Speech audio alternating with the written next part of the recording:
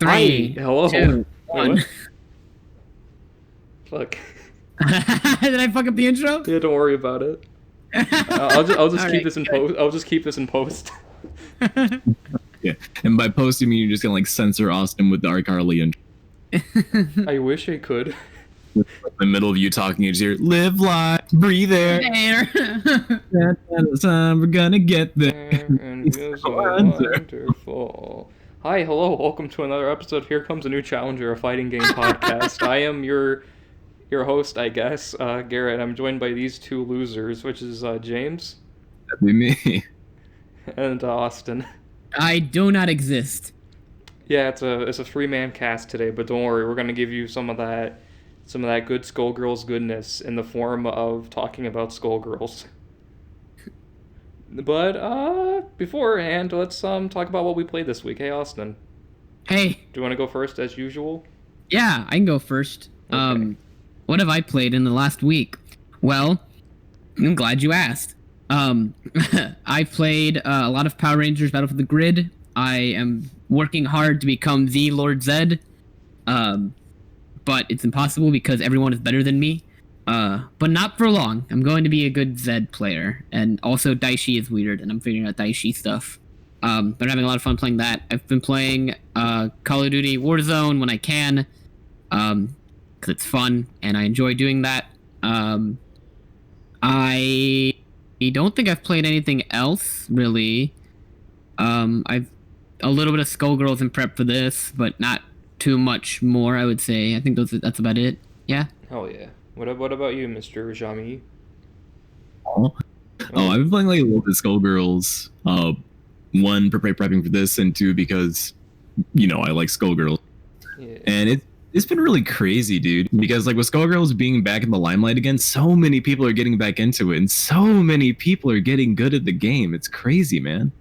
Yeah, I've been getting okay at it because I've Yeah, been. like the amount of like new players that are getting in and just like immediately picking up the game's mechanics that took me like years to get is astounding, dude. But instead of that, I've also been playing Bug Fables. I'm pretty sure did Xavier show for that game in the Discord? Yeah, he did. It's the Paper Mario indie game. Honestly, I wasn't expecting much from it when I first saw it. It seemed like pretty meh. But I don't know if I ever told you guys this, but I grew up with the Paper Mario games, and it's something Yeah. that'll nostalgia to me. So like when I started up that game, like the combination of like the music, all the sound design and everything, I got a big fucking like stupid grin on my face for like the entirety of like the first chapter. Yeah, Just it's like super faithful to the original Paper Mario, right? yeah, it just made me feel good to play, dude. I was actually playing it like just today, right before I got in here. Then I realized, oh wait, shit, I need to get in the Skullgirls mood.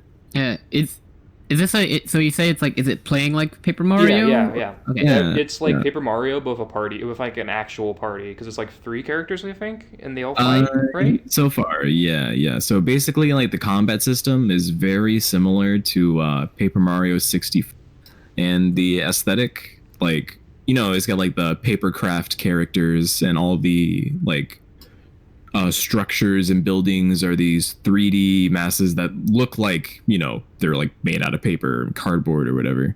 And the music and sound design is all very like Paper Mario 6, but they included like a couple things that I liked from TTYD. Yeah. But like the guard system, like how in the original Paper Mario you could guard, but like there's only one kind of guard, and it just like takes one defense or one attack off their the hit, and it has like a really large window for you to guard. And TTYD, there's like fuck it, 3-frame windows. All right. Great. Yeah, they said like, all right, 3-frame window for negating any damage, and fuck it, if you get the 3-frame window, they take damage. You can go through the entirety of TTYD without taking damage at all if you were good at video games. And But I'm not. honestly, it's such a fucking cool mechanic, and I'm glad they sort of implemented that in Bug Fables, but to a lesser degree, because being able to just not take damage at all is pretty OP.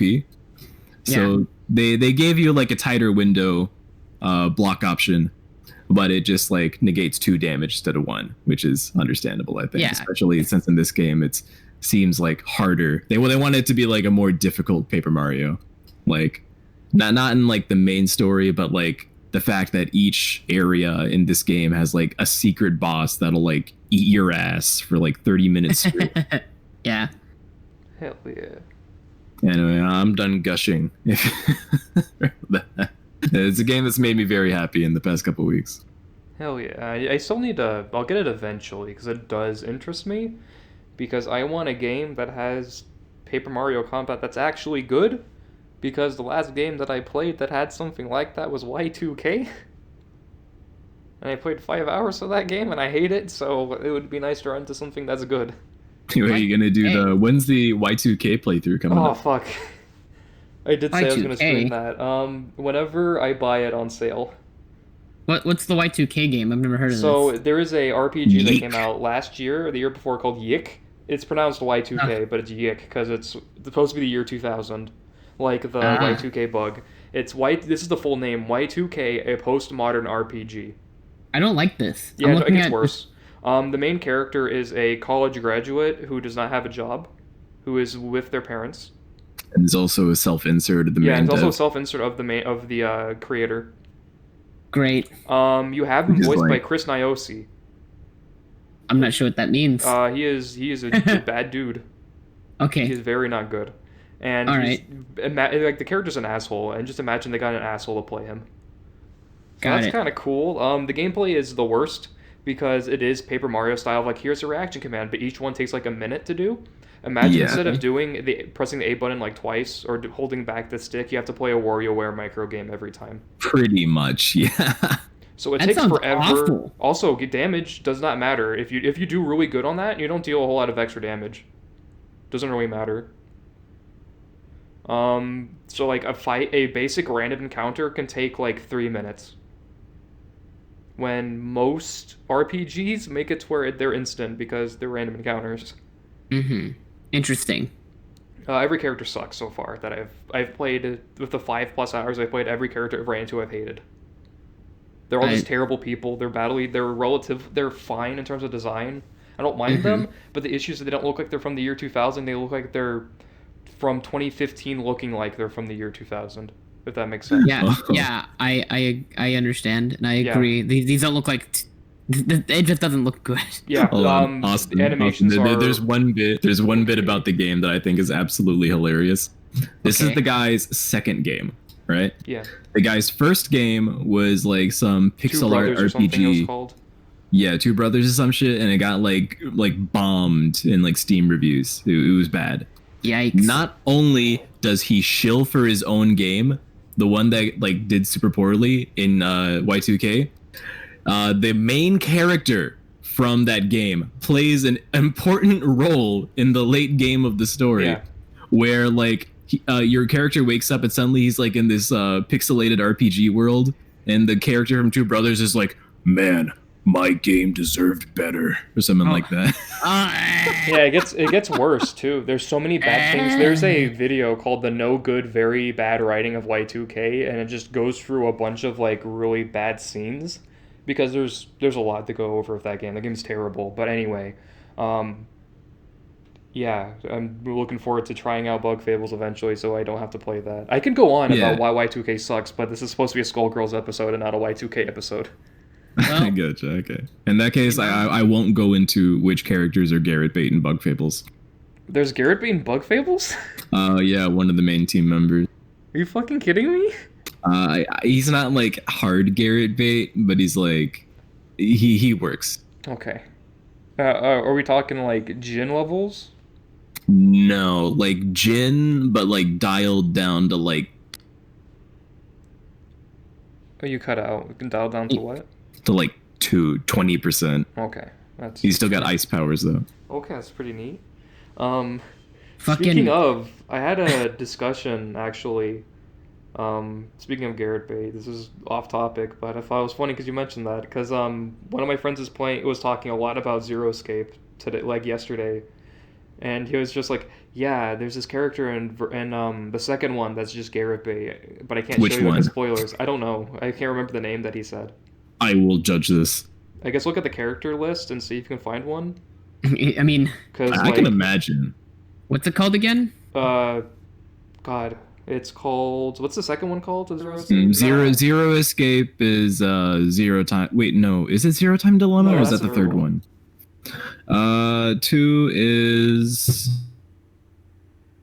Street Fighter Alpha. Yeah, I found the name of the character from Zero Escape 2. Their name is Dio, Dio? apparently. I don't know if they're a Garrett bait character. They're an asshole, yeah, but they're also a pissy crybaby. Okay. I will say visually and aesthetic wise, this is a pretty Garrett bait. Yeah, So what but you're telling me like is that it's the not way he the talks. Alkia. No, he is a pissy crybaby. Okay. It's a bit of a letdown. Well, Okay. I'm glad. Anything else other than Bug Fables, or is that about it? You know who this character reminds What? me of? You ever watch fucking Glass Reflections? Yes. No. I did, like forever ago. This is what Glass Reflections looks like in anime. Yeah, he's Glass Reflections is an anime reviewer, dude. Yeah. He wears like Char's jacket or something. He's like, oh, this is a thing, and he's trying to look all proper and shit. Yeah. I used to think he was really, really good, but then I just stopped caring about anime. Yeah, then you also and now I realize don't that care. most anime reviewers are pretty bad. Yeah. Most of them don't have rights, so you know. I mean, It's what- at it's least he's no Mother's Basement. Yeah, that's true. It's slightly better, Mm-hmm. I guess. Is it better to be Glass Reflections than Mother's Basement? I feel like maybe a little bit. I feel like Mother's Basement has a lot of like.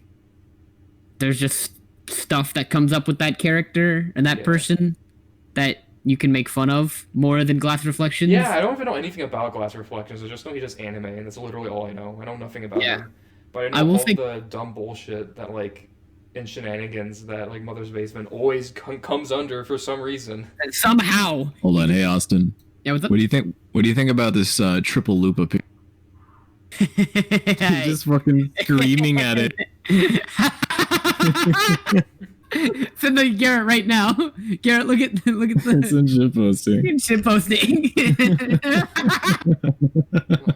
Okay. I'm sorry, Garrett. Your podcast is getting derailed by the triple loop up. this man like successfully sauced his entire Tripleupas, and he's just holding. The Tripleupas sauce challenge. Wait, look at the picture on the right. That doesn't even look like the Tripleupas. It was like just a hot I think dog. they made their own Tripleupas. Heroes. God amongst men. Okay. God. Okay, we can move on from the triple lupa conversation. Yeah. Anything else besides Bug Fables and Squirrels? Nah. Okay. Well, I guess I'll go now. Yeah. First things first, Final Fantasy XIV stuff. I'm in the expansion now. That took forever, but I'm in Heaven's Ward. Writing got good, surprisingly. The writing in the first part of the game is just very classic Final Fantasy and not great. It's just kind of okay, but I don't know what that means. Neither do I. Wait, what? We're like, we don't know what any of this means. Yeah, Have you ever played where it's like, a get the Final crystals and Fantasy? stop the bad guy. It's that, basically. Oh, Okay. it's just like get MacGuffin. Yeah, basically. There's some other stuff to it too, but it's just not Right. important. But I feel like shit hits the fan by the end of it, and it's like, oh, this is interesting now, so that's cool. I beat Danganronpa. Oh, Danganronpa. That's it.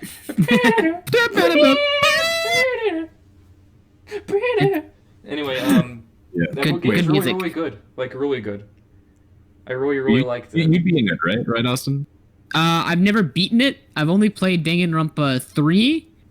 And I didn't get too far into it. I was playing with a friend, and I will should. say, You should play Okay. 1 and 2 before you play 3.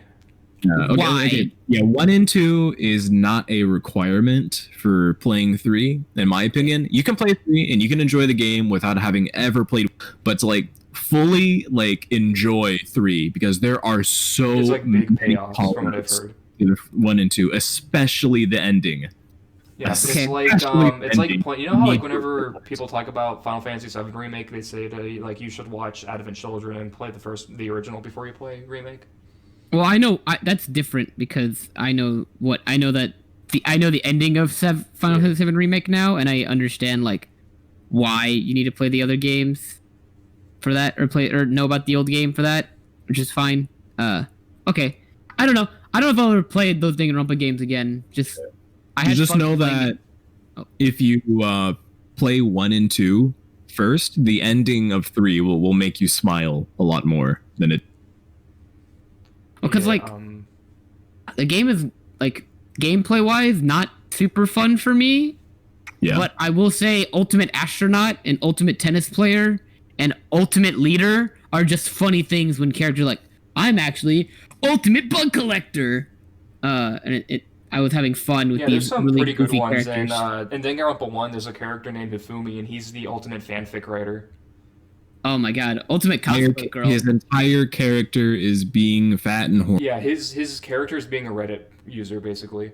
Oh, you gotta love it. Like, even, like, down to, like, his last moments as being a Reddit user. And it's kind of the worst. Does he say a racial slur? No. And he's not a real Reddit user. But he is the guy that like unironically donated $500 to the Fenway Hooters. I was gonna say or Femdom IHOP, Domino's. There you go. God, we are in a great era of that being a meme because people have just really gone to the moon with some of these. Like Love Goth it. IHOP. I wouldn't call it the Christ. moon. I would say more like the center of the earth, but you know. Yeah. Yeah, seen the what's it? Apparently, the official Hooters. Yeah, like got like an email. I was like, imagine getting an email from your boss with the headline "Femboys," and I'm like, what the fuck? What timeline are we living in? A good one and a bad one. I don't Well, I really mean- mind it, but I just think it's really annoying now. So It was it blew funny for the first like day, but since yeah. it's been going for like 2 weeks, I just wanted to stop. And like the artist that started it is like already like Yeah, no, renowned. I followed that person. That person makes really good art, and they're big wholesome. But like, it's like, oh no, what have I done? Yeah, Danganronpa's really fucking good. I really liked it. I can't talk about the ending because spoilers, but the ending is relatively good. There's one part of it that I hate, but everything else I think is really smart. The character, the mastermind, is the only thing I didn't like about the ending. Where everybody loves Junko just because of her big titty. Yeah, everything else really good. I think a lot of the twist in there, I'm like, oh, that's really smart. It's good. I also started playing Valhalla, a cyberpunk bartending action adventure point and click game. I forgot what I forgot what the full name of it is, but it's like Valhalla bartending something. It's a reference to like Metal Gear Solid, I'm pretty sure. Mm-hmm. But that game is really good. I played maybe like an hour of it because my friends were talking about it like forever ago. I'm like, oh, I'll probably play it eventually. And then it went on sale for $10. I'm like, yeah, might as well. It's pretty good. It's interesting because it is very much a visual novel game, but the gameplay involves you just mixing drinks for people. So you're playing Tapper. Yeah. You're playing Tapper, but you're listening to like people talk about how lying it can sometimes be a good thing, or talk about like the idea of clickbait and how it's actually pretty important because people like get desensitized to all the violence, and so if you just make something up, people are going to click on that to get away from the violence and the depression of the world. You have like Metal Gear Solid ass like discussions of every character in that game. It's wild. All right, interesting. Garrett, have you ever played fucking Papers, Please? No, I know about it though. I feel like you'd like Papers, Please. It's the same kind of idea of you do a mundane job, but the fun of the game is like the moral decisions you make and meeting people in that game. And I like Papers, Please. Personally, it's one of my favorites actually. I can imagine like you feeling a lot worse about Papers, Please though, because like Papers, Please, you can like let someone in and then they do like like commit a terrorist attack and then your family dies of hunger because you get Yeah. Like Valhalla is just like, ooh, I make drink for funny robot prostitute. Yeah, or like, what's the name of the corgi? Like Dragon Fucker or something? What? Yeah, it's like a corgi there's like a Dragon Fucker. And there's also like a Rad Shibu, and it's a dog with like it's a Shiba Inu with sunglasses. Or you can get like what's the name of the fucking report? Oh god, you mean like He's the J. Jonah Jameson guy? He's just the dude with the big mustache and suspenders. And he's like, I want me a big man beer. Yeah, that's the J. Jonah Jameson guy. Okay. I ran into him like again recently. Dobson maybe? I haven't Donovan? played the game forever. Donovan? Dotson. It's Donovan. We got Dotson over here. But yeah, I think that game is really, really smart so far. It's really charming. I like all the characters so far, except for Donovan. He can go die, and so can Ingram. But Gil's cool. Jill is interesting. Boss is pretty cool. I love the sound effect of whenever you're like pouring the drinks because it has like it's very satisfying. There, wherever you know, the sound effect is very pleasing. Is what I'm trying to get at. Music's really good. Very good game. It's on sale now for like $10. Go buy it. Go play it. It's good. Can't make me. I can't. And this is supposed to be a lot shorter because I was just like, oh, I'll just play Valhalla all day during my breaks. No, because Persona 4 came out yesterday. And I bought it again. I bought it 4 times. No, wait, I bought it 3 times. I'm going to buy it 4. Mm-hmm. Because I saw the release date. I'm like, oh, hey, it's out. That's interesting. And I looked at it. I'm like, oh, it's $20. That's a fucking steal. Yeah, it's a really good price point. Yeah, I thought they were going to be dumb and release it for like 40. Yeah. Or more. And I was going to be like, I don't know if I want to buy Persona 4. I was talking to my friends about that. I'm like, I don't know if I want to buy Persona 4 again if it's that much. And they're like, you probably are, though. I'm like, yeah. Yeah, I probably am. Mm-hmm. I like now that it's $20, you're not just buying it, you're buying it for like everybody. Yeah, no, that's what I did. Like the fact that it's cheaper has made you spend more money than if you would have come out and it was 40. Yeah, I probably would have bought it for like a friend maybe. And that'll be it. But I bought it for like two friends so far. And then I bought it for I'm gonna buy it for another friend when he gets his laptop. So Nice. big purchasing for Persona 4 because I want more people to play Persona 4. Yeah. Yeah, the game is still fucking fantastic. You're playing it 60 frame. Persona 4 feels really weird at first. Just because like the Vita was at like 30 frames, I'm pretty sure. If not like frame dips every once in a while. So it just feels weird to have like a completely consistently silky smooth frame rate. And they also added in the Japanese voices, which wasn't in the original. So if you want to listen to the Japanese cast, you totally can. I won't probably, just because I'm so used to Giant Bosch being Narukami and Yuri Lowenthal being Yosuke. I just can't. And I love English kanji, so Interesting. literally can't. I made it to where the difficulty slider, which was a New Game Plus thing only, is now available at the start. So that lets you make your own difficulty. Mm-hmm. Because hard mode in Persona 4 is stupid, because it's just enemies do more damage and you get less XP and less yen. Mm-hmm. So it just straight up does not feel fun, because you're spending more time grinding and then dying because you're dumb, because you didn't grind enough or whatever. But in this one, you can make it to where the damage is still high from enemies, but you get normal XP or yen, or you can make it to where you get more. You can tailor make it to your own little specifications, and it's really nice. Yeah. I like that. Yeah, it's a really nice thing. I wish more Persona games did it, but only Golden does it, to my knowledge. Mm-hmm. Because we need to keep up the tradition of Narukami just having everything. Yeah, basically. So wait, Garrett. Yeah. In this new Steam version, if you will, they have this is only Golden, right? Yes, it's only Golden. Okay, so you're telling me is I get to hang out with Maria a little bit more. Yeah, you get to hang out with the worst girl a little bit more if you show Yes. All right. Like one video of like Marie saying, "Hey, you dropped this," and then her text box disappears, and you can see there's a big L on the ground. It like picks it up and hands it to you. I don't know why. I love the character of Marie, and like I don't know. I think she's cool. I have not finished her storyline or like know why she doesn't become best girl, but I don't know. I'll play the game. She was okay until she mentioned Fistake. Steak? Fistake. What's Fistake? Do I need to just wait to figure that out? It's a reference to a webcomic, to a Persona 4 webcomic, and they brought that into the actual lore of Persona 4 through Marie. I mean, and all right. That webcomic is fucking amazing. I'm probably gonna watch it again after this because I can't go like a month or two without watching that because it's just funny, but that's in the game now. But yeah, I played like 4 hours straight when the game came out. I wasn't going to originally. I was like, yeah, I'll play Valhalla today, and then that happened. So I played Valhalla for like an hour that day and played Persona 4 for 4. So that tells you how much I like Persona 4 and why you should buy it if you haven't.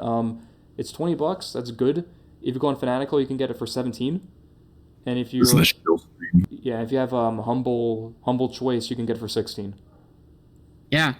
All of these are stellar deals in the respect that, quite literally, the only way I was able to play this game for a long time was I stole Garrett's PSP, or PS Vita. Yeah, for like a year, I'm pretty sure. For like a year.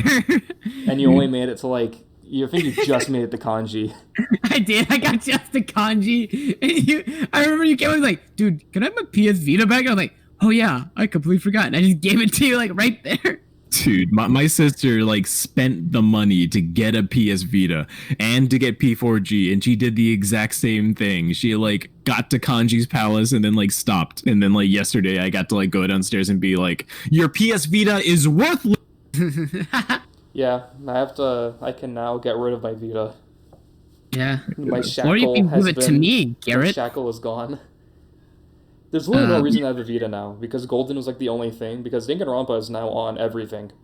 Like PS4 and PC, which is what I have. So it's like, oh, whatever. I have Final Fantasy 9 on there, but the thing is, though, I can just buy a re-release of it where it has a speed-up thing to make my life easier, so I can just get that, whatever. Yeah. There's the PSP version of Persona 2, but I already beat it, so whatever. Okay. And then Golden, but here's the thing. Golden's on PC now. Yeah, fuck it. There's quite literally no reason for me to own a Vita. You could use it to play Hatsune Miku Project Mirage. Or what's it? Hatsune Miku Project Diva F2nd. Yeah, but do I want to play Hatsune Miku Project Diva F2nd? I would. Well, I don't know if I should be proud or ashamed, but whichever one you want to be, that's that.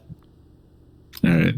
Sorry to derail this again, but Austin, look in shit posting real quick. Oh my god. I'm looking at it. I'm seeing the Chalupa. Yeah. Just read that title and look at that thumbnail. Oh my yes. God. I hate you so He looks much. so happy. He's so proud of himself. Okay, that's it. Garrett. I'm naming this episode Skullgirls and Chalupas. And Tripleupas. Tripleupas. Yeah. It's gonna be the name of the podcast episode. It's the best. Okay, I'm gonna derail now because I like this. I think the Tripleupa is the goofiest thing I've ever seen in my life, Are you and I'm gonna buy glad it? that we. No, I bought a taco box. You know, I'll be fine. But Fucking coward! Like, You're no. up here upselling the Tripleupa, but you don't even fucking buy it. Garrett, you don't make me order a Tripleupa on a podcast. You should have ordered it. I'm not saying you need to order it now, but you should have ordered it when you're ordering food. When you're like, "What's a Tripleupa?" And then just like in the middle of the podcast, go answer your door and get your Tripleupa. Yeah, Eat it on just the do that microphone. one episode of Super Beast when Pat was eating breakfast while they're talking about FF7 remake. You can hear like the knife and the fork scrape in the background while Wooly's talking. Except this time it's gonna be Austin Yeah, doing you his hear own like the rapper coming off like. Just like crunch of him, be like, "Oh, guys, the Tripleupa is so bad," and you just hear that, and then you hear like that sound effect, cartoon sound effect of like the soda running out. Oh yeah. It's like that after you take a bite of the Tripleupa. You're like, "Man, I sure love my Pepsi." Sponsored by Taco Bell. I will defend Crystal again. Pepsi. I think I've said this every single time I've ever talked about potentially doing fighting games like a being a pro is I want to be sponsored by Taco Bell more than anything. I will eat a beefy 5-layer before every round of top 8 if I get into top 8. Like Taco Bell, I'll do it. You're gonna be like, what's it? Down 2 games in grand finals, and someone like your Taco Bell sponsor just walks up and puts like a Baja Blast IV into you. I'll do it. They don't even have to pay me. Just provide the food. I'll eat a Tripleupa. Evo top 8. I'll eat a Tripleupa. This fucking will work for free Tripleupa.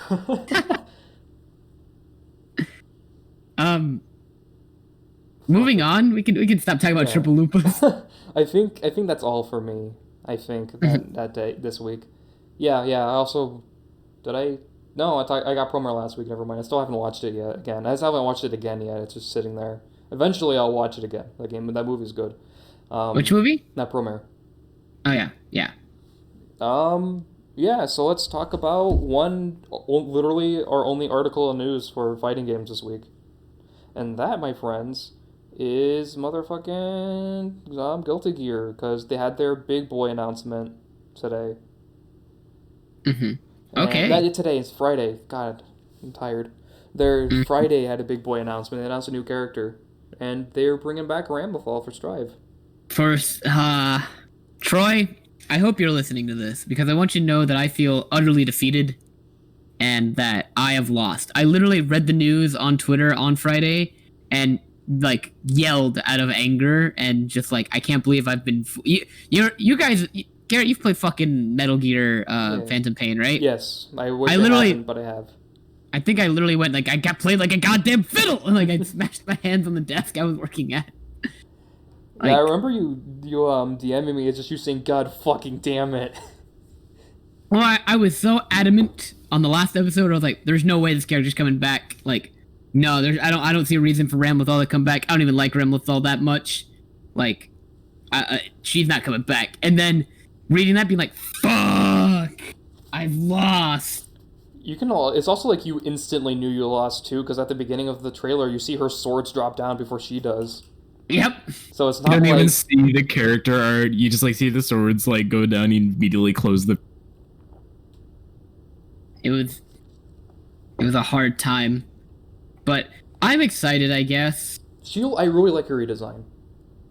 I mean, it's not much of a redesign. She's just got a big hat. I mean, she has a new top. Her top's new. New hat. She has like a shirt now. Which are the bandages cool. are cool, and apparently the bandages are like continuity for like. Yeah, it's from Revelator, because she was like saving a kid or whatever, and there's like a death beam, and Raven saved her from like the death beam. Yeah, my friend got spoiled on that on accident because he didn't know. He was like, "Huh, those are pretty neat, I guess," on his reaction video, and all the people were like, actually, this is what happened. So this is like what happened to her, because he didn't watch the stories yet. He's gonna do that eventually, and now he's just like spite watching them as we speak, so he can't get spoiled again. Well, then I'll put it back. It's wild. I really do like her new redesign though. It's not like a jump from like Exard Kai to Strive Kai. It's more like Exard Soul to Strive Soul. Where it's a small changes, you know? Yeah, which I like. I like how, I think she looks cool. I don't want to play her. Yeah, I really don't care about playing her. She reminds me of one of those, you know that gacha game where all the girls are based off of like, ships? Dude, I don't play gacha or games. Like the Bismarck has like massive tits or something. Dude, you're speaking a language I don't comprehend. I don't play games. I can't remember the name of it though. Azure Lane, I think, is what it is. Pretty sure it's Azure Lane. Sure, whatever you say, buddy. I don't even know, dude. Maybe when Jace comes back, he knows the name of the titty boat game. Titty boat game. Because that's what she looks like. She looks like one of those characters. Yeah. I guess I'm a gotcha now. Yeah. What's the name of the titty boat game? Titty boat game? Yeah, where like Bismarck has like massive tits. Pretty sure it's Azure Lane. Yeah. So Azure Lane. Yeah. That's what Ramlethal's look reminds me of. Yeah. Because she looks like a sailor. Or a boat? Yeah. Or a boat. I watched a video. Maximilian was doing his reaction video to Ramlethal, and he was talking about like what characters should be coming back, and like he's like, I don't know. I was thinking about this more and more of like what people are coming back, because Ramlethal throws my whole theory out the window of like who's gonna be coming back. Because Ramlethal, well, I didn't expect many Exard characters to come back, or like Rev characters to make it. I didn't expect Ramlethal or Valentine or Elfelt. Sorry, Elfelt. I didn't expect either of them to come back, but if Ramlethal can come back, then Elfelt is just as likely to come back. Elfelt probably is. Only Ramlethal, no Elfelt. What? I don't want Elfelt. And no one does. I don't think anyone does. I kind of do. No, you don't, Garrett. Shut up. Just shut up. We're not dealing with this zoning anymore. We want to play against Venoms and Johnny's and Joke's on fucking... you. Venom's not coming back. He's a fucking baker now. Idiot. Wait, who's it? Venom. Oh, In one of the Rev 2 after stories, there's a one of Venom and Robo-Kai being hobos together. Great. And Venom doesn't want to be an assassin anymore. He wants to be a baker. now we just need. And at the end of it, Zato gives him what's it called? Like money to buys him his own bakery. Cool. Nice. Though I'm pretty sure they're gonna say fuck it and say that didn't happen and that's just like non-canon, so he's gonna be back. But whatever, it'd be cool. Think about no. Think about the possibility. Where he uses bread now instead of pole No. balls. No, Garrett. Think even harder. Oh, he uses a Where we breadstick. Have Venom Robo-Kai Baker duo. That's what I was gonna say. Dude, Like I was talking about. He calls like a Robo-Kai assist, and he just like throws cinnamon roll on the ground or something. I'd He want comes in that. and goes, order up, also- and he launches you. The Blackjack, if you're listening to this, I'm sorry, I had to spoil that, because it's important to talk about Baker Venom. But anyway, yeah, I was talking about Robo-Kai today. Because my friend was just talking about how much, like, because he's looking at the Gazar 2 story, and he's like, what the fuck is up with Robo-Kai? I'm like, he's amazing, because he's a dork in that. And I want to see him back. I am continuing my trend of demanding Robo-Kai come back whenever we talk about Guilty Gear. Be a super where Robo-Kai and Venom like put their baker's hats on, and then like Robo-Kai opens up his chest and he's like an oven, and Venom just like shoves. He turns them into like a pool ball and puts them in the oven. Turns up to a cake. What they do is they do the thing in fucking Marvel vs. Capcom Infinite where it's Final Justice when it's Captain America and Winter Soldier, Yeah, but it's just Venom and fucking Robo-Kai and fucking Venom. Well, here's the having thing, though. time. Because what happens in Revelator, it can't be Robo-Kai's full body, it's just Robo-Kai's head. So it's just his head hopping around, like throwing cinnamon rolls with his teeth. Okay, that works better. Yeah, because he doesn't have a body anymore at the end of Revelator. Or we can have Venom like using like a baguette as a pool stick, and he like hits Robo-Kai's head like across. It's just misfortune. But it's instead of pool balls, it's just Robo-Kai's head. Yeah, the way God intended. The way God intended.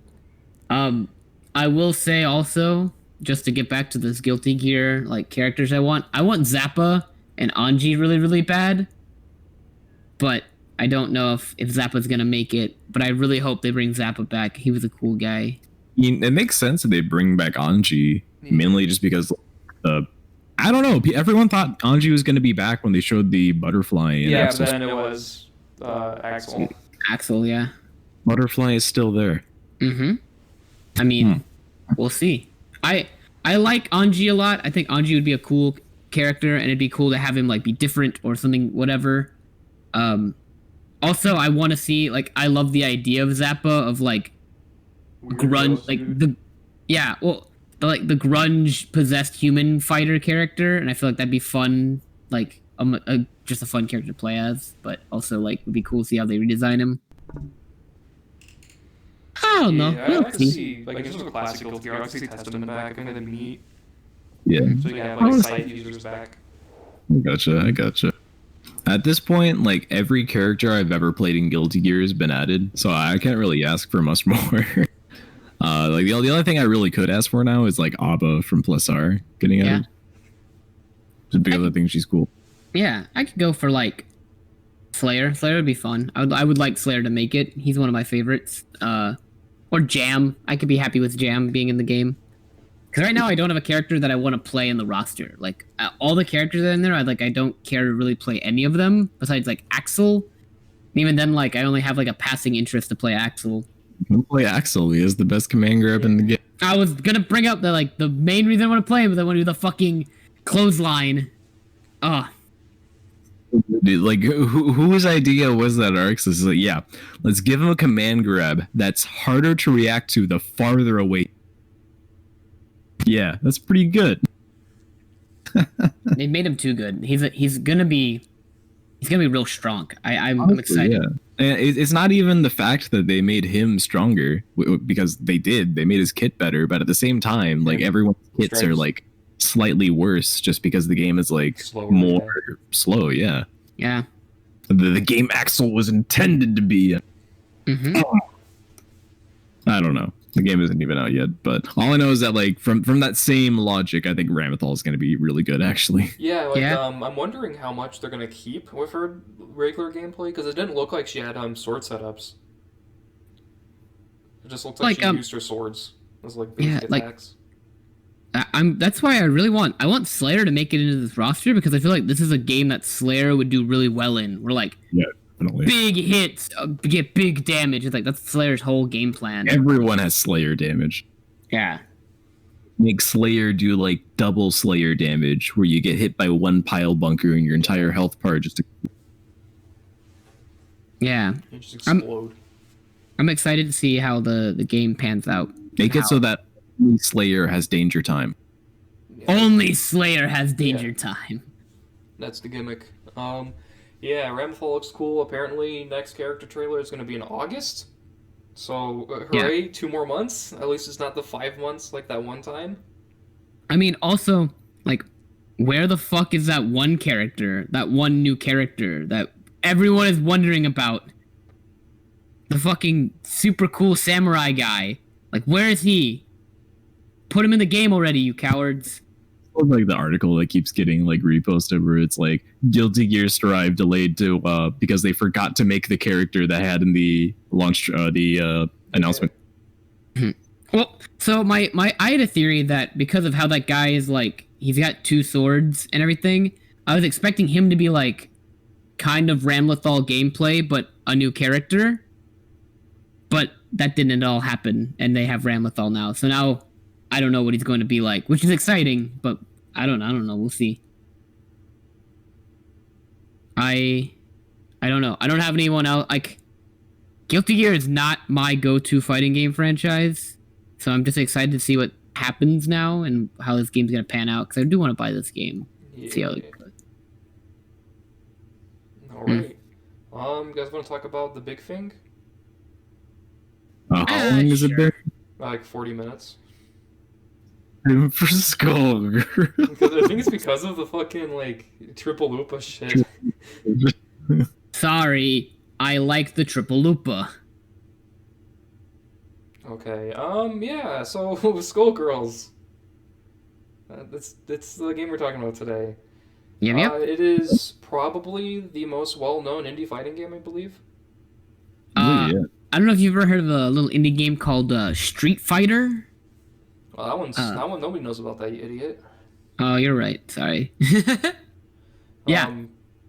Created by Lab Zero and published by Marvelous Games, I believe. However, it wasn't always like that. Because Konami used to own it, apparently, at one point, back in the day. Oh, yeah. Which is really interesting, because I forgot about that for the longest time. I think I remember playing the demo, like, back in 2012, when it was a thing, and being like, oh, this game's kind of interesting, I guess, but I didn't get into it, because it was only, like, Philia and Sarabella, I think, on the demo, so whatever. Yeah. But it was made by Konami at that... Not made by us, published by Konami at that point, and then they dropped it. I don't remember why, but they did drop it. Maybe because of sales? They dropped it because they weren't willing to put in, like, the support that it needed to keep going. They're just like, what? Huh? And they didn't understand. This much money for animation? Yeah. Oh, bye-bye. Yep, and then it got dropped, and so then they kickstarted to come out again as Skullgirls Encore. Yeah. And then I believe they had another fundraiser after that for second Encore, if I remember correctly. Yes. And basically, with the second one, though, the interesting thing was the last stretch goal is that they would let main 6 creators of Fighting is Magic use their Z engine for their game. Which is why then Fighting Herds uses the Z engine. Because people threw enough money at Skullgirls. Mm-hmm. Which is pretty rad. Because Z engine is a good fighting game engine. Oh, yeah. And the whole, like, the way the game... This is a good game. To get this out of the way. This is a game made with love and care. And every single character is interesting and has a bunch of stuff going on for them. I like this. This is a really good fighting game made by people who actually... Yeah, who play fighting games and really, really love fighting games. And people who really like Marvel. Yeah, who like Marvel 2 and Guilty Gear Plus R.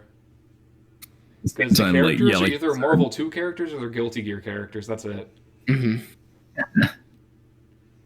I mean, I think the entire thing is just like, because usually the design philosophy for a team fighting game is characters aren't complete like by themselves. So like you need to like build a team to have a team that could like, you know, function as like one character. Mm-hmm. Like, well, Skullgirls is a team fighting game where every single character is like overtuned to hell. And it's like any of these characters could fly in a solo fighting game and still like kick ass. Like, holy shit, dude. Have you seen Parabella or like Big Ben's like Yeah. shit, dude? It's interesting because, like, I do think, like, Skullgirls has the philosophy of if every character is broken, nobody is. Because every character has, like, whack shit they can do. Like, even, like, a character that you don't think would, like RoboFortune, like, oh, they're not that great. But then it's like, oh, they have that. No, that's disgusting. Mm-hmm. Missiles? Like that, and just in general, like, you can chip out of that and, like, go into, like, level 1 or level 3 catatonic cannon and chip somebody out with that. I can't tell you the amount of this in like a robo do hidden missiles and then immediately do level 1 super, and the super whiffs, they jump over but they can't punish because they know the hidden missiles are going to immediately hit them out of the punish. Yeah. So good, dude. I love character's stupid. Every character's stupid in that game, but like it's a good stupid. Yeah. Well, it makes it fun in that like every character's got like just some wacky crazy shit going on, but like it makes every character one like I wouldn't say viable, but like interesting and like kind of strong in that regard. Definitely viable. Like every character in that game like is a viable character. Like every character has made a top 8 like at least once. Yeah. It's good. The game is good. The game is real fucking good. Yeah, like, there's a lot of stuff I want to cover about the game specifically that I really like. So hopefully you can let's talk about the most important thing for a fighting game. The characters. Okay, I'm glad that you said this. I was going to go somewhere else agree first, with this. but I figured characters would be important to talk about first, and then we can go on from there. All right. Well, this is where Austin gushes over 2 to 3 characters. Yeah, That's it. There's one character I specifically want to gush about because like I like all the designs, but there's one design that I love. Are you going the Big Ben Beowulf? Yeah. Yeah. I was gonna gush about a big band actually. I was gonna gush about Beowulf. Dude, I love RoboCop. Yeah, it's what he is. He's just jazz RoboCop. Like I think that's really cool because like, yo, here's RoboCop, all right. But they didn't have the funding to like make RoboCop, but they have all these jazz instruments lying around, so they just stuck that in him. I feel like for people who have never heard of or don't play Skullgirls, the idea like here that you should just take away is again, imagine RoboCop, but he has a saxophone arm instead of like a gun. Yeah, More than like a saxophone arm, though. It's like they're like we can rebuild him. We have the technology, but then they look around. We do not have the technology. We have the instruments, and then it's just like a bunch of fucking like orchestra instruments around them. Yeah, it's such a unique, fun character design, and like I think that it was him and Beowulf that really like sold me on the game, because like I don't know, when I first saw, I remember seeing the game like in high school and being like, this looks okay, like it looks fucking cool, but I don't like none of these characters are like interesting to me to like I want to play any of them because I think Beowulf had just come out and I was like I don't really care about Philia or any of I'm honestly blanking on every character's name in the game except for Cerebella. Dude, don't fuck with the Skullgirls fans. We don't play the game. Yeah, I got the game whenever Big Band came out. I think it was like whenever he was free is when I got the game. Yeah. And dude, Big Band is so fucking cool. Yeah. And just awesome and has all these great animations and like just looks cool and sounds cool. Yeah, and if you're a fucking dirty weeb, he has a JoJo reference. And it's the best. But then also like it's him and like fucking Beowulf, man. Dude, the moment I like saw what Beowulf can do, I realized that Skullgirls is a fun video game that I should definitely by that you mean the one time he said, "Oh yeah," you're like, "Oh, I love this game." Well, it was Three things, okay? One, that he was a hype wrestler whose main mechanic was hype, where every time he did anything, if the crowd got excited, he could do EX moves based off of that, which I was like, this is fucking awesome. He had the fucking Cry for the Moon level 3, that if you landed it and did it correctly, you could get the penguin to come out and say, 1, 2, 3, like, it was the fucking hypest shit I've ever seen in my life. And just every voice line that Beowulf says is the best. Like, I'm 280 pounds of raw, what was it? Raw sex appeal, I think. Yeah, 200 pounds of steel and sex appeal. Or so, fuck, I can't remember the voice line. I look like an idiot now. It's like, I'm 280 raw pounds of folded steel and sex appeal. Sex appeal. Yeah. Yeah, like Yeah, that. Kai Kennedy is really cool. He's also, I don't know if you knew this, Austin, but he also commentates on Skullgirls tournaments. Yeah. That's, I can't remember the voice actor's name, Kai but Kennedy. yeah. Kai Kennedy, yeah. Yeah. No, yeah. and he's like a big part of like one reason why Skullgirls has stuck around for as long as it has, and that's like Kai Kennedy, like one of the lead voice actors for Skullgirls, being a big part of the community and being a regular commentator at all these majors is so fucking cool, dude. Yeah, Oh, you're yeah, not gonna yeah, get that yeah. anywhere else. You're not gonna have like Johnny on Bosk show up and be like, "Hey, I'm using my origami voice. I'm gonna talk about BB Tag." Nah, you're not gonna get that. It just piles on the idea that Skullgirls is a fighting game made by fighting game people and like works with fighting game people to make like the best fighting game. And every character sounds really good too, because they got a lot of like, I mean, there's a lot of big name voice actors, and there's also some smaller ones, but they all do the really great job. My favorite is definitely Liam O'Brien as Leviathan. Mm-hmm. Like I like Japanese Squiggly a lot, but I cannot play Japanese Squiggly because I hate how Japanese Leviathan sounds compared to Liam O'Brien's Tally-Ho. Mm-hmm. It's too much. I can't not play that. It's like, We earlier also have when I was playing. Big Band's Japanese voice being Jotaro. Oh, it's the fucking greatest thing Yeah, that's ever Joseph. been No, thought not of. Jotaro. Joseph. You have Joseph. He also did Ragna. It's wild. Like, he Wait, did such a good Japanese job. big band is Jotaro? Yeah. Oh Not shit, I Jotaro, didn't it's, know that. Joseph. It's like old man Joseph, I believe. That guy is also Heihachi. Yeah, and Ragna the Blood Edge. Mm-hmm. Yeah, man. I was doing training mode. I was just like, I'm gonna play a little bit of this game before I like get on this podcast, and I had my headphones in. I was listening to music, and I was like, I don't need to hear Skullgirls stuff.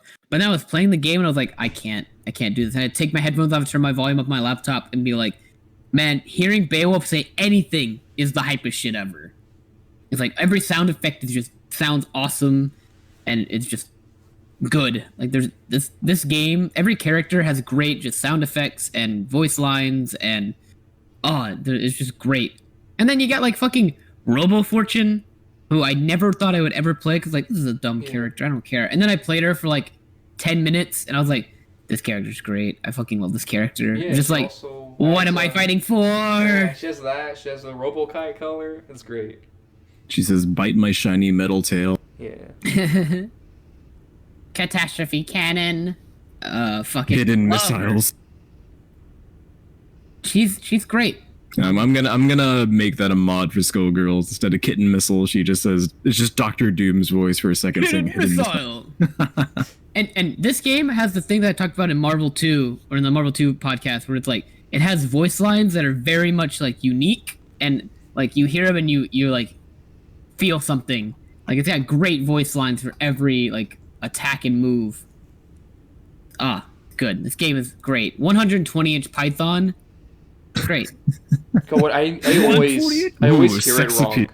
So whenever I say it, I always say 128 hard drive. That's what I have always heard whenever I played this game. Yeah, like I just say 128 hard drive. Because it sounds like, he has like 128 gigabyte hard drive, and he's like, I thought he was I thought he was saying like 128 high five, so like 128 high foot long five, high. like hitting you. Yeah. You'd probably die, if 125 people high fived you really hard. I could take it. Sure. Assemble the group. I'll do it. We'll just like all get in a line. And No, just no, do no. It like needs to the be at high one five time. circle. It can't be one at a time. It needs to be at once. Oh, at one push. Chris. One final effort. Yeah, do you have a crowd of people walking up to me like, high five? I just get patted to death. Oh, I'm a fan. Let's do it. Let's make it happen. Way to go. Oh, yeah. I mean, the Skullgirls... This game is good, guys. This roster is real good.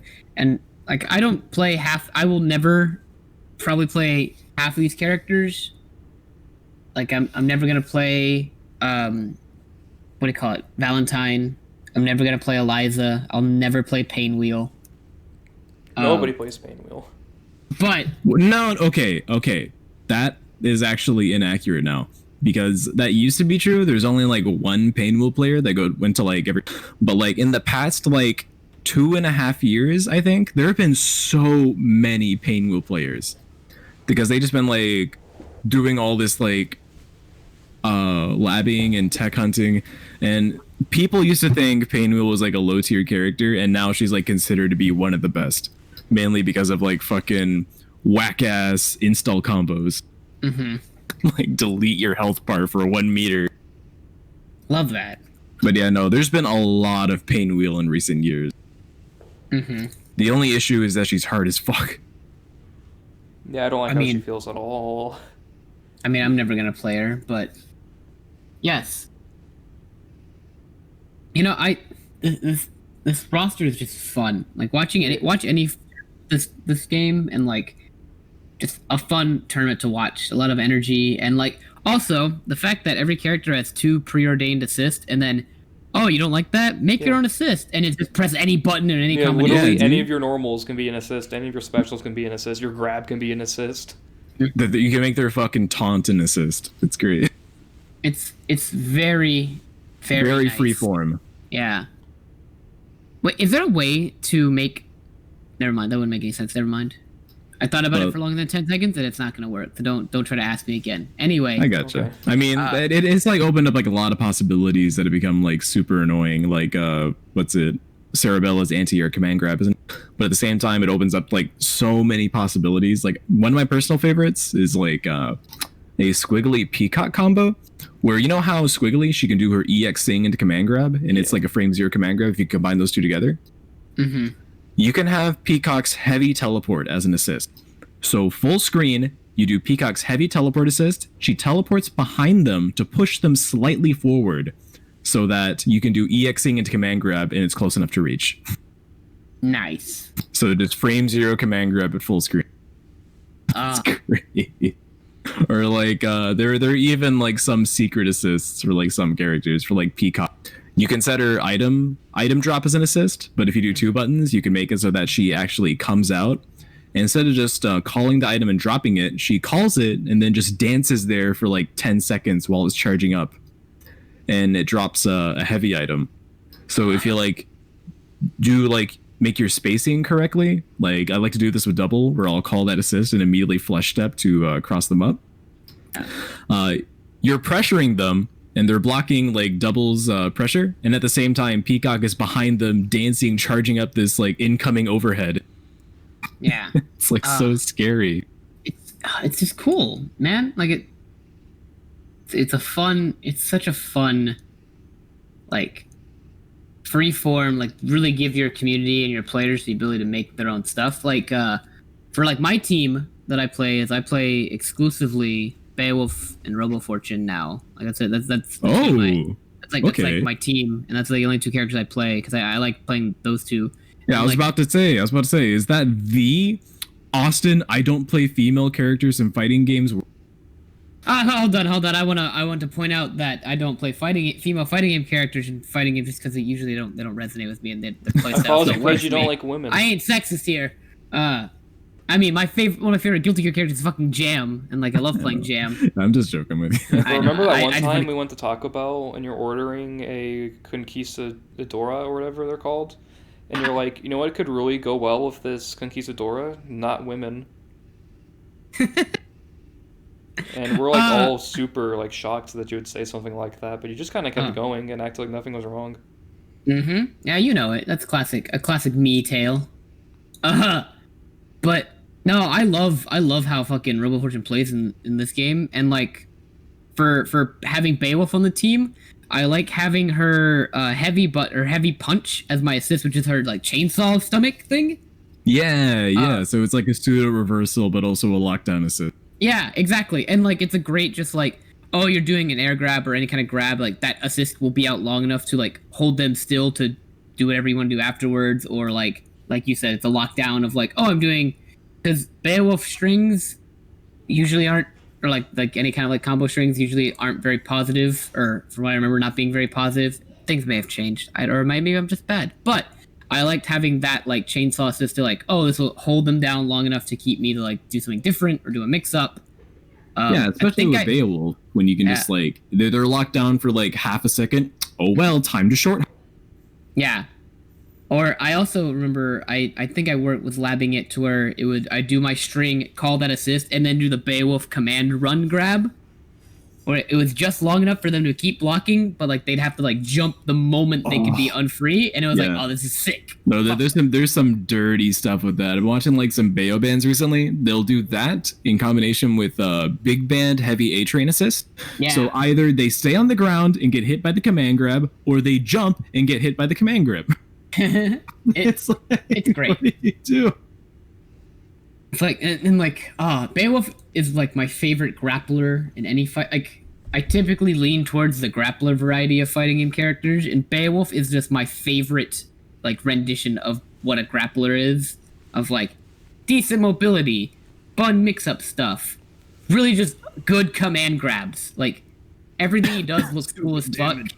Oh yeah, it's big stupid damage, but it's fucking fun. Save DHC. Yep. Beowulf's fucking awesome. Fucking love Beowulf. And like, dude, I think the moment, like, there's not the moment, but one of the many moments of me realizing that Beowulf's probably one of my favorite fighting game characters of all time is when you don't have the chair and you do jumping heavy punch, and it's just grab. And when you play online and you play against that guy who just doesn't fully understand how Beowulf works, and you do jump heavy punch, and they're just like, wow, I'm getting grabbed. Yeah. It's like, yeah. It's still an overhead when he does that though. It's yeah. It's so weird. I only learned that recently because I kept getting hit by it, and I was, oh, it's a hit grab. I just block easy, and then like I'm crouching and I still get grabbed. I'm like, holy shit, what? No, that's illegal. Stop it. But God, this game is a lot of fun. It's a lot of fun to play, and the characters are all really great about the game too. What? Speaking of characters, this goes into the characters, but the animations are fucking good. Like, granted, it also won Guinness Book of World Records for the most like hand-drawn animation frames, I believe, for a game ever. It's like most individial frames per for one character. Yeah, it's like a shit ton. It's like a few hundred or a few thousand, I think. Something like that. I can't remember the number. I just remember being really big, like holy shit. But that's really cool because all the animations are so good. Like my favorite super in this game is Flatliner from Valentine. Oh yeah. Where it's like she dashes into you and you get like the little boop, and she just continuously dashes into you as it speeds up, and you see the live wire, whatever the fuck it's called, I don't know. Yeah. Just goes faster and faster, and then when she dashes into the last time, it flatlines. Yeah, Does it do a lot of damage? Not really, no, because Valentine doesn't do a lot of damage. But is it really cool? Yeah. Yeah, it's really cool. It is. All right, but Goodfellas though. Oh, that's really good. Such a good super, dude. I think nothing like captures Peacock's character more, I think, than like after that super when like her and her goons just like kick the shit out of you when you're in a burlap. Yeah. She's like walking away, like not even looking at you. And she like throws like a cigar behind her. And of course it's like a goofy ass cartoon cigar. Yeah. And then you can just see like her like smiling face and red eyes. I'm like, bro, so cool. Mm-hmm. Like I picked up this game in like late middle school, I believe. It was a while, and for the longest time I didn't even like see all the titty in this game. Like I was just playing this game like, oh man, so cool. It's only like recent years I've been like, oh wow, that's a lot of fan service. It's like, bro, I just play Peacock Double, dude. Yeah, man. Dude, fucking Showstopper is so hype. Like, Cerebral Showstopper. Oh yeah, fucking definitely. Wolfomania / Cry for the Moon. Like every Super NES game is just cool, and like Yeah, do you remember when Double does cat heads and you get chipped to death? Oh, yeah. Yeah, that's pretty cool. I'm gonna ask what I was gonna ask Garrett what his favorite like animation in this game is, but I think you answered it with Flatliner. Yeah, it's Just like- Flatliner. It's such a cool this game has some of the best just like moves like and visuals. I don't know how to like fully elaborate this point of like everything is cool about this game. Yeah, And, like everything just looks awesome and it's a lot of love to it. Like it's great. Yeah, there's also the what also works in this game, why it's really good too, are the how good the stages look. Like, there's only one stage I don't like, and that's the new one, just because I think it's really bland. I mean, it came from the mobile Yeah. game, so it's like it was made to work with the mobile. But like, okay. So a little theory crafting. Yeah. So, according to like the Skullgirls dev, they said that putting that stage in from Skullgirls Mobile was just like a little experiment in importing Skullgirls mobile assets into Skullgirls. Mm-hmm.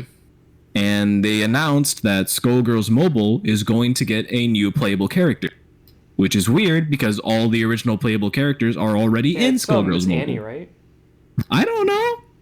Oh, I thought it was Annie. All I know is that they're going to be adding a new character into Skullgirls, and they're doing experiments with importing Skullgirls mobile assets into Skullgirls. So I'm thinking maybe we'll get a new character. I don't know. Maybe With it being like a mainline game at Evo, I'm expecting Skullgirls to get a lot of support and love lately, and I'm interested in. I was gonna talk about this later, but like the idea of like we live in a post Skullgirls being at Evo and being a main game at Evo world. Yeah. And I'm curious to see if like this causes a Skullgirl renaissance or a Skullgirl like people are back and they're gonna make a new character or they're gonna add a new person or something. Sort of. It's been happening already. Like a lot of people have been getting back into the game. A lot of people who used to be really good at the game, like the Kill Sage, are like starting to really grind it up. But at the same time, you've had like the same people that have been shitting on Skullgirls since day one are like still out there, and they're still just like shitting on the game, saying, "I don't want to play this whack ass game," and they're just gonna keep like echoing that on social media. So it's like Skullgirls is like skull boring. So it's gonna be like a bit of both worlds, and how like we're getting a lot more attention and a lot more players, but at the same time, like I don't know. It's just something that like pissed me off on social media with like the same like 3 clowns who were like, "Oh fuck Skullgirls," like every week. Well, it sucks that we have people who are gonna still get mad that Sonic Fox is the training character. Or like Sonic Fox is gonna be in the training mode. Like, what a stupid thing to be angry about. Oh, I hate it. Like, dude, I don't know why. There have been fucking gay furries in this game since day one. Yeah, that one dude in the casino stage or whatever. Yeah, literally Sonic Fox's boyfriend. Like, holy shit, dude. Or like ex-boyfriend, I guess. Yeah. Yeah. Speaking of background, I do really like I both love and hate the background characters in Skullgirls. I feel like it's Why? a blessing and a curse. Like, Why? I think some of them are really cool because you have like Mad Mully. Yeah. That's sick as fuck. You have Yuzu from Under Night as a character in the background. Oh yeah. Yeah. And that's really cool, but then you also get like the most OC looking motherfuckers that you have ever seen. But also Chun-Li Dog. Yeah, that one's great. Chun-Li Dog and Guile Dog are pretty great. Yes. Yes. But then you also get Jotaro like in the back. Jim, who paid like $200 or whatever, who it's just him, but he has a katana. Yeah. And it's like, alright. I love the Skullgirl background characters. They're very unique and have a lot of like character and a lot of love to them.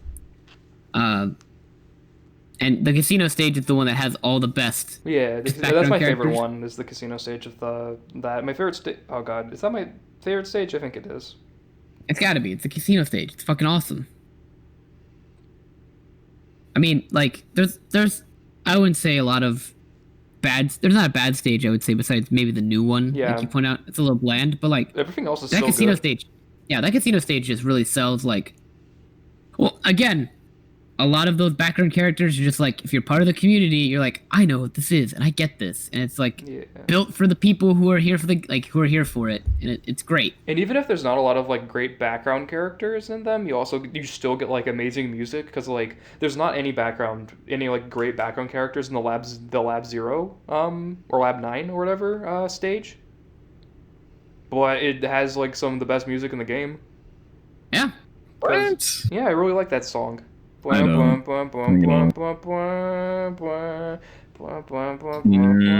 I don't like it. Because it just sounds like Castlevania Symphony of the Night song because it was composed by Castlevania Girl.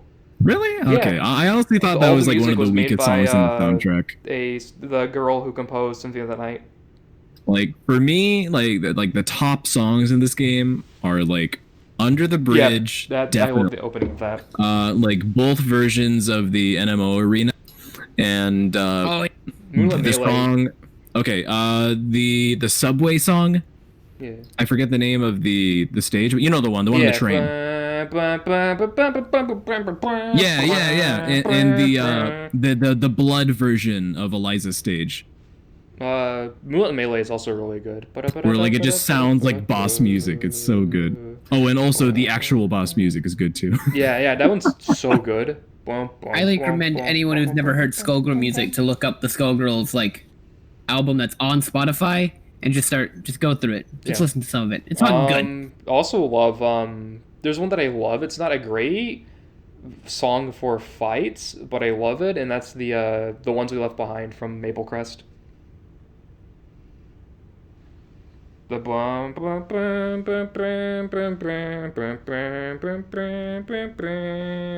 too familiar with that one. It's really good. I really like it. There's a remix that I found that's like makes it into an acoustic track. And it works really, really well as an acoustic track. Okay. The song's really good and I really like it. It's not an amazing song for like fights, but it's good. It's like Birthday Train. I hate you. No Gehenna allowed in here. I don't want atmospheric flesh noises in my ear playing fighting games.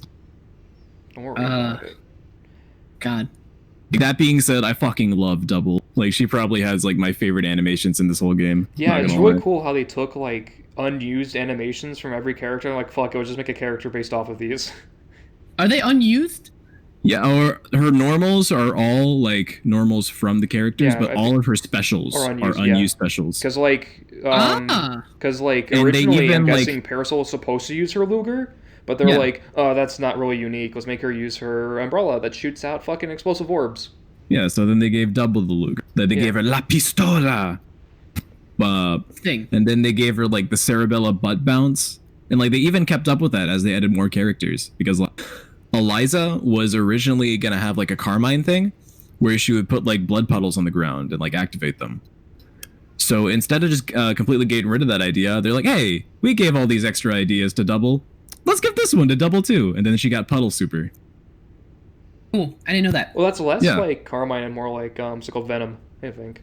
Oh yeah, definitely. I mean, like the original idea for Eliza was more of a like a Carmine. Okay.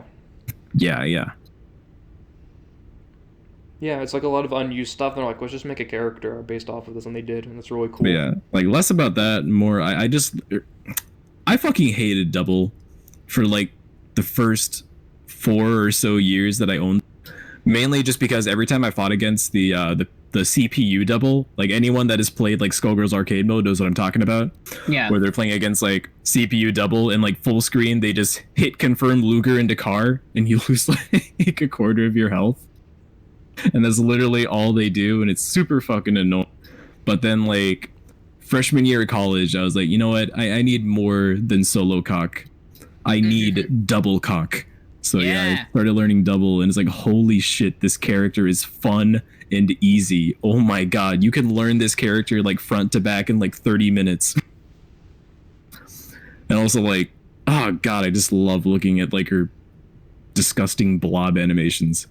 Yeah, she also like has, they're just so detailed. Yeah, and she also has her Monster energy drink color, which is pretty neat.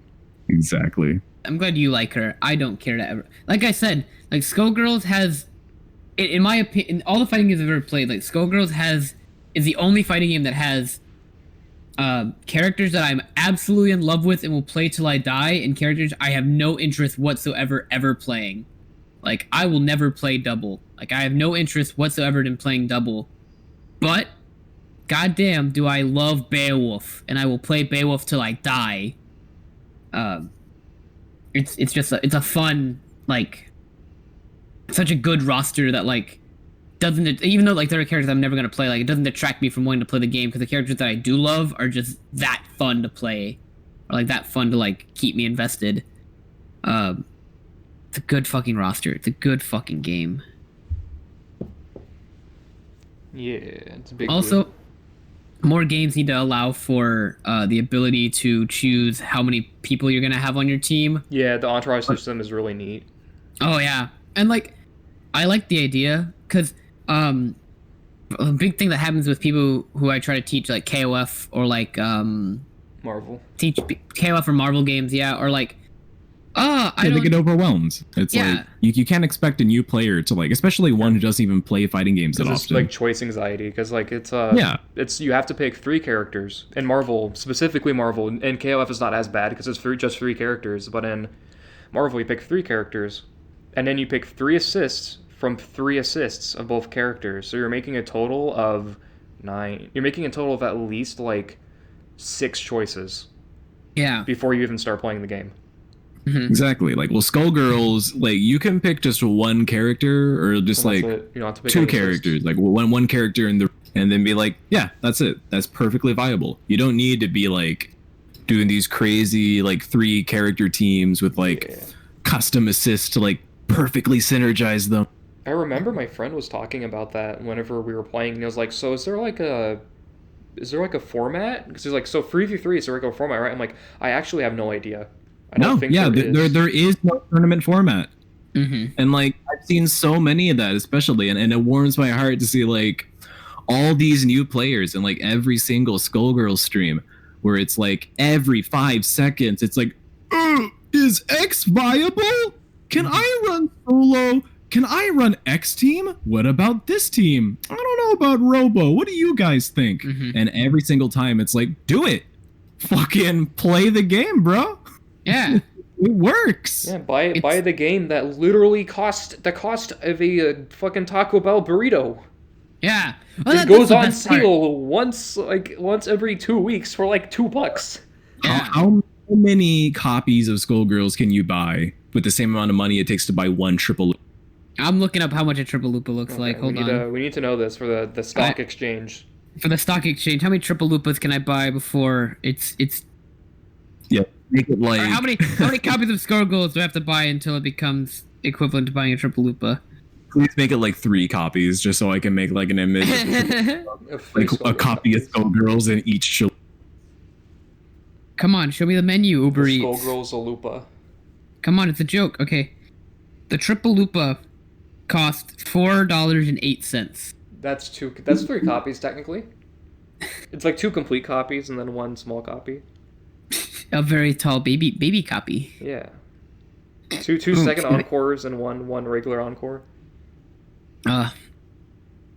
It's like, that's the beauty about this game too, is like it's such a small barrier of entry because it's so goddamn cheap, and also it runs really well on like the shittiest of computers, and let's say it together, everybody, has great online. Yeah, the rollback netcode. It is one of the only games.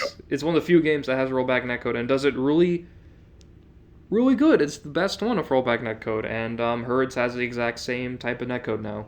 Yes, because like Skullgirls has been like parading around being like, yo, we got better netcode than all of you for like years now, and like nobody has come up to like take their spot as like the game with the best netcode, but they were like, you know what, let's make it even better, and then they did. Like with the most recent netplay was a fucking deadly pandemic to show people that rollback is kind of needed. Yeah, it took a deadly pandemic to get Skullgirls that it really do be like that, you know. But man, man, did they do it. They pulled it off, and it was good. Like, shout out to, like, that team for sticking it out and making such a good game that now we're in a situation where, like, oh, we need a game. We're in a pandemic, and oh man, I wish the fighting games had good online. Oh wait, a game's had good online this entire time. Yeah. Yeah. Meanwhile, Skullgirls community is thriving. Mm-hmm. It's insane that, like, I'm not insane, but like I thought of this earlier. It was like, thank God that Skullgirls like kept being good or like was good, because like every other fighting game now is just like fuck. Because, dude, look at Street Fighter V, terrible online and like not doing good. And Evo is supposed to be like what keeps Street Fighter V alive, in the idea of like, like, yeah, like the Capcom Cup and everything. Yeah, we're a big relevant big fighting game tournament that gets viewed on ESPN, and we're the final game of every year, and we get a bunch of headline. Oh, Evo gets canceled, but they're doing online. Up, our game has shitty online. Up, I guess we're just gonna have to deal with it. And they're like, no, Skullgirls tournament. And now everyone's looking at Skullgirls and Killer Instinct and fucking Fighting Herds and being like, damn, this is what it means to play a fighting game online in the modern era. Man, I wish every fighting game was like this. And now every fighting game needs to be like this. Yeah, it's not really it's not it really is a shame though, because like with quarantine and everything, I told myself I was going to get back into Under Night, and I really wanted to like get better at the game, because you know it's a really fun game. Now and really there's been a lot of like majors for it recently, with like my goal being like to get good enough by Climax of Night. But like I cannot keep myself like motivated in that game's net play a lot of times, especially when Skullgirls is this. Like I booted up the game like a few days ago and like played against this it was like a 10 frame Orie, and I was like, oh man, I want to die. Yeah, let me just Alt F4 launch Skullgirls real quick. It sucks because like I remember like yesterday, I think I was actually playing a little bit of Tag of Labbing and not just making colors, because I was like, I want to play Yosuke because B4G makes me want to play Yosuke. And I was like, this is really cool. I like playing Yosuke a lot in this game because he's fun, but I don't want to. If I want to play online, it has to be somebody who is near me. Bro, what are you talking about? You're playing Yosuke. Your character gets a power up in bad net play. I mean, yeah, but like, if I want to actually have fun, like, because the issue is like, if I want to mess around with like my actual team, there's no point. I literally can't play my actual team. Mm-hmm. Because Hazama is terrible in bad netcode connections. Yeah. Like, it's how I tested the netcode in that game. I'm like, okay, I'm gonna play around as Hazama and Adachi, see how this goes, and then like if it's really bad, I just immediately switch to Jin Narukami, because I'm like, this is how I can handle it. Yeah, it sucks. Like net play, like bad net play, really affects how like you play the game. One, in the idea of like what characters are now viable, but also like, man, I don't want to play a game where like there's a bad connection. Like I really hate that feeling of like, oh fuck, I don't want to play this game online, because I do want to like playing Skullgirls with James like earlier before this stream. I was like, this is great, and we played Garo like last week. Man, fucking good feeling to play a fighting game online with somebody, because like what happens to me is I get in and I'm like, all right, I want to play this fighting game. I go into training mode for like an hour and a half, maybe 2 hours, and then I don't go online because I'm like, oh fuck, I don't want to. Yeah. One, I don't want to get my ass beat because I'm a coward, but also like I don't want to mess with like possible bad connections, and it's gonna suck. Because like, man, Dragon Ball FighterZ just has the worst sometimes. Like the online that game just sucks, and it's like I want to play that game and experience the game, but I just can't because the Wi-Fi is just not good, or like the online play is just not that good. And then you got Skullgirl sitting right here, and it's just the fucking best, and doesn't have any issues, and is always good. So, yeah. So I guess what we're trying to say with our podcast today is play Skullgirls. Yeah. Play Skullgirls. It's always really cheap. Like, you don't have an excuse not to try it. Oh yeah. And if you don't, guess what? You literally lost $2. Any of you played or seen the Purple Sharpie? Yeah, I know about her. Yeah, she's been a part of the Skullgirls community for like such a long time, and she's been like shilling so hard for this game for the past like so long, dude. half the tweets like on her Twitter are just like hashtag play Skullgirls. It's great. Yeah, it's worth it. Like the game is worth every penny that you put into it. It's, literal pennies you put into it. Yeah, it's fun. It's interesting. It's very good for like new people who are new to the game and are new to fighting games. Like it's great mechanics for it. It's got a fun roster. It's got like very lovable, likable characters. It's got like just good. Okay, play Skullgirls for goodness sake. Like you will not be upset, and you will only leave being hot. Yeah, they are. Yeah. Every character in that game is attractive, even Beowulf and Big Band. You have no reason not to play the game, or at least try it. Yeah. So if you don't like it, so if you are the epitome of humans and you are bi, then this game is amazing for you.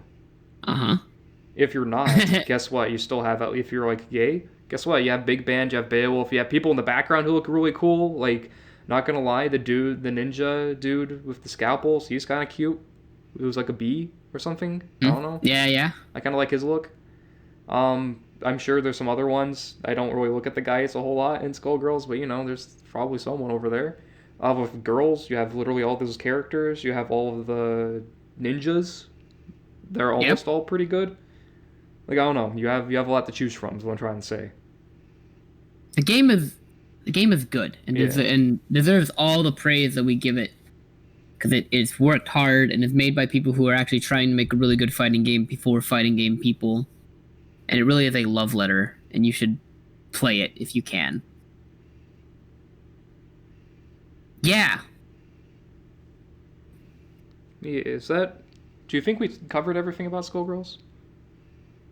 I mean, I don't have much more to say on it besides it's just really fucking good. Because I feel like at this point we're just like going around in the circle of this game's good. It is. I mean, that's not me like saying like that there's nothing to talk about, but I think we've like hit the point of we're like, yeah, this game's great. Like, it has everything from like good music, good characters, good gameplay, good stages, good art design, good art direction, good I won't say good characters again, but good community, great gameplay of like to watch in a tournament, or like really fun top 8s that are enjoyable. Just good. Fucking good, guys. And you can play Persona 4 within Skullgirls too by just picking the kanji color of Beowulf. That's something we didn't get to talk about. That's the team. Kanji, Beowulf, Mitsuru, and then Elizabeth. Whatever her name is. Eliza, yeah. Like, that's another thing we didn't even talk about, is every color in the game is a reference to something, and if you will find something in there that you love and being like, that's my color for my character.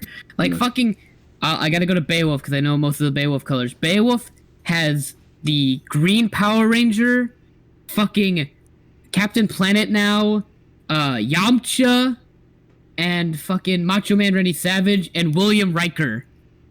Like, fucking, you like Star Trek? Play Beowulf and have a Star Trek color. Like, you have so many options, and every character has just a shit ton of really good colors to find and like allow you to find, I want to play this character and I want them to look like this. You fucking got it, and you have it. Good. It's fucking good. Garrett, who do you play in Skullgirls? I honestly cannot remember. I mess around a lot with characters, I guess, because I can't find one that fully is me. Right now it is at least Valentine and Squiggly. Okay. And then like sprinkle in a little bit of Double or a little bit of Philia in there. Yeah. And for the audience sake, James, I know who you play, but who do you play in the game? Oh yeah, I played Peacock since like day one that I bought this game, and I even went through the looking at my Steam purchase history just to see when I bought Skullgirls, because I had no idea, and I just been kind of like, every time when people ask me how long I've been playing Skullgirls, I just kind of pulled year out of my ass. But 2014 is when I picked up this game. Yeah, I can't remember when I picked it up. I think it might have been around that time actually. Like day one, I didn't even know it was my first fighting game. I don't know what the fuck a zoner is. I don't know what a special. I just played Pika because I thought she was cool and just like used her normals. Yeah. Like, time. It was only till like late high school, freshman year of college, I started getting good at this game and was like, hey, I should probably play more characters. So now I just play double Peacock. But since then, I've really just been playing like whatever. Yeah. So at this point, I play double Peacock, but I also am able to play Parasol, Eliza, a little bit of Big Band, and like a very like bare bones Beowulf. Dan. This game's fun, dude. I keep coming back to it. I keep trying to learn new characters. It's fun. Love this game. It's just good. It's just like fun. And like I feel like every so often I will get a itch and be like, I'm gonna play Skullgirls some more. And what it means is I just want to play Beowulf. Yeah. So I go to training mode and just do Beowulf combos. And I'm gonna be honest, I'm not learning any complicated shit anymore. Yeah, I'm I just feel doing that. like bare bones stuff. I'm doing basic shit. Cause I remember whenever I was trying to get into it, like recently, I'm like, hey, so how should I do you know any really basic things I can do with this character? And then my friend goes on this like super long combo for Valentine. I'm like, please just give me an easy combo. Yeah. Like I don't need to know all these loops, please. I mean, I can do it now. Like I can do like half of it. Yeah. I do like the very beginning, and then like I'm supposed to follow up after I do light kick to pick them up, a medium kick or whatever. But I just don't. I just do medium kick and then go into super because I'm like I don't want to do the full thing. Yeah. Because this game I think this game is hard to play. I know that's like the minority, but I just think it's hard to like grasp. But whenever you start understanding, it makes more sense. Oh, it's very hard to master. Like I think a unique thing about this game is like you really need to be like on your toes and thinking while you're being comboed just as much as you usually do like in neutral, just because of like how crazy reset game, isn't it? Like it's. Which I also want to point out that this game has a great mechanic of you are being being engulfed in an infinite or a loop of any kind. The game will naturally just break you out of it and say, hey, stop that. And unless you're playing Beowulf. Yep. Oh, you can't. I mean, ho ho ho. Yeah, because like you don't know Beowulf's like broken stuff, but like combos that like let Beowulf get a full meter of hype and then like expend it all to extend the it will go like above the usual point where the infinite protection system will trigger and let them burst, and he can do like more strings after that. Yeah, Beowulf like bypasses IPS sometimes. Good. He deserves it. He's so fucking cool. Like, but like, and that I feel like that mechanic is a great thing for like people who are new to new to fighting games, because like the worst feeling is when you're like, I'm gonna play a fighting game, and then you're like, I've gone to training mode for hours. Yeah, great. I'm gonna go online, and then you get infinited, or like something shitty happens to you. Hurts does something similar to that, but not exactly. It's not a burst. It's just you will naturally fall out of a combo. Yeah. Because you get too heavy. It's nice that like the game is like, hey, look, you having trouble right now, buddy? And you're like, yeah, and it's like, we'll get you out of this one. But then it also, on the opposite tangent, is like, oh, really good players find ways to get around that system and still do big damage combos. And it's like, aha, this is interesting and good. Like, there's a lot of variety, and this game doesn't benefit just a winner or just like one party. Everyone who's playing it is benefiting from these mechanics, and it's well thought out and well versed in how it does things. Skullgirls is good, damn it. Go play Skullgirls, you fucking cowards. Yeah. I think that's everything. Yeah. I can't add anything else, honestly. Same. Can you add anything, James, or not? Hey Austin, want to play some Skullgirls? I could play a round or two, yeah. Okay, well, let's do a big wrap up. You have been talked to by Austin. That's me again. James. Hey. And then me again, Garrett. I guess this is supposed to be an ending thing where I say something really cool and like makes you want to come back, but come back or something. Order your triple lupa today. I hate you. I'll hear your guttural reaction to this. So I'm looking up Uber Eats. Yeah. And you can put this in the podcast. I actually demand that this is like the after credit scene. Okay. But I'm looking at Taco Bell because I'm kind of craving some burritos and some tacos. Yeah.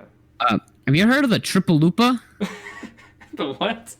The triple lupa. The triple lupa? No, that sounds stupid. Look up the triple lupa right now. Okay. Taco Bell triple lupa. The triple lupa. Is that new? Is that a new thing, or has that always been? I don't know. I've never heard of this before. I don't. It may have been on the menu the whole time. This is my first time seeing it. Triple. But look up a triple lupa. Triple lupa. Oh, no. Yeah. Okay. What the fuck? It's just 3 like tacos glued together. It's the worst. It's just 3 tacos. It's just seasoned with beef, nacho cheese sauce, chipotle, and delicious combo of both in the middle. It's 9 inches? What? I just want you to imagine, first of all, you go into an establishment, you're like, hi, can I get a triple lupa, please? And the cashier has to look at you and go, would you like any sauce with that? And then, now I want you to imagine you get your order, like, order for Garrett, and you walk up and you see the tray with a fucking 3 tacos glued together.